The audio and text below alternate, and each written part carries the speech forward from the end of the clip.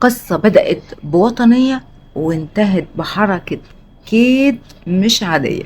انتهت بوسام الحمورية، وسام يفكرك في كل مرة تيجي تضيع فيها فرصة. تعالوا نشوف مين فينا ما قابلش في حياته فرص ذهبية ما ينفعش يضيعها، بس للأسف بسبب قرارات متهورة في لحظة تهور أو تسرع ضيعها، وقال على نفسه ايه الغباء ده، ايه الغباوة اللي انا عملتها دي.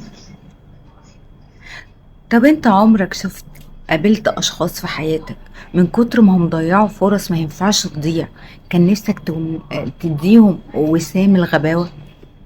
اهي قصة النهاردة ليها دعوة باصحابنا دول، بالناس اللي بتضيع فرص بسبب قرارات متهورة او متسرعة. تعالوا نشوف.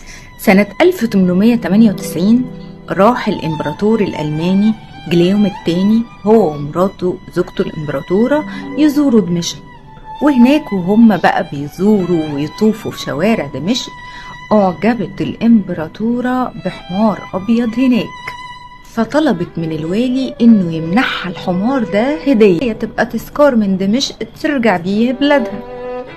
فقال لها طب اديني فرصة يا مولاتي استأذن من صاحب الحمار.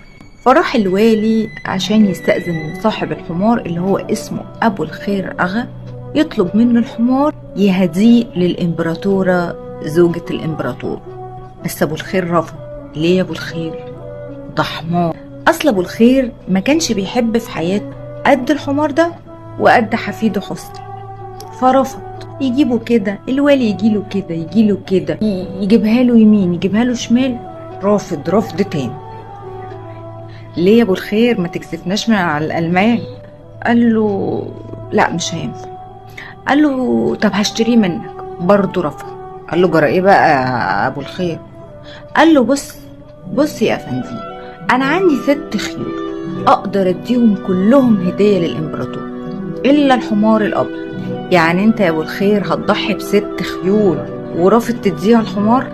قال له اصل الحمار لما الامبراطورة ترجع بيه بلدها الصحف والاخبار مش هيبقى فيه ليها سيرة غير الحمار الدمشقي. الامبراطورة ما عجبهاش حاجة في دمشق الا حمار، ويبقى الحمار الدمشقي راح، الحمار الدمشقي جه، الامبراطورة خدت الحمار الدمشقي، ونبقى مسخة على كل لسان انا بعمل يعني لصالح دمشق. فهنا الوالي اقتنع، فراح بلغ الامبراطور والامبراطورة بوجهة نظر ابو الخير، اللي لما سمعوا قالوا والله ضحكوا كده وقالوا عشان وطنيته دي وعشان آراءه العظيمة وتفكيره العبقري ده قررنا نمنحه وسام. وسام ايه بقى؟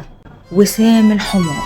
وما تفهمش هما منحوه وسام الحمار عشان اخلاصه للحمار واخلاصه لدمشق، ولا منحوه وسام الحمار يكيدوا فيه عشان هما رجعهم قفاهم يا قمر عيش؟ انت بقى شايف ابو الخير اتصرف صح ولا غلط؟